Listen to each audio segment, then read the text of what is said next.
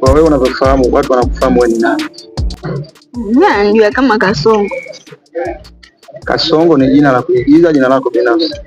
La kuigiza. La kuigiza. Yeah. Ilikuwaje hadi kuitwa Kasongo?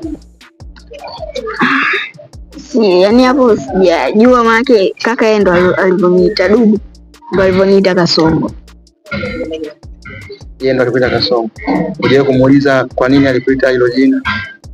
Sasa kumuuliza. Alikwambiaje?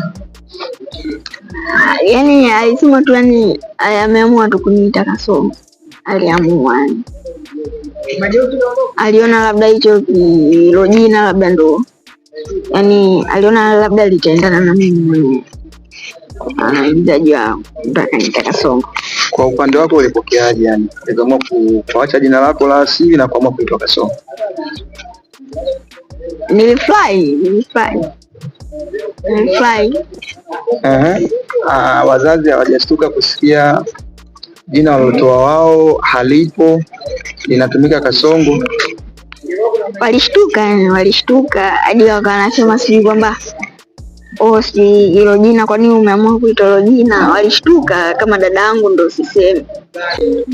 Kwenye maisha ya kawaida au katika maisha unaishi, lengo lako ni ndoto yako nini kubwa katika sanaa? Mimi ndoto yangu kuwa mwigizaji mkubwa zaidi. Ni msanii gani ambaye unampendelea au ambaye unamfuatilia au role model wako katika wasanii wa Kibongo? Unampendelea msanii gani? Dugu. Kwa nini Dugu? Kwa sababu ni brother ambaye anajielewa sana. Nje ya usanii maisha yake ya kawaida yakoje?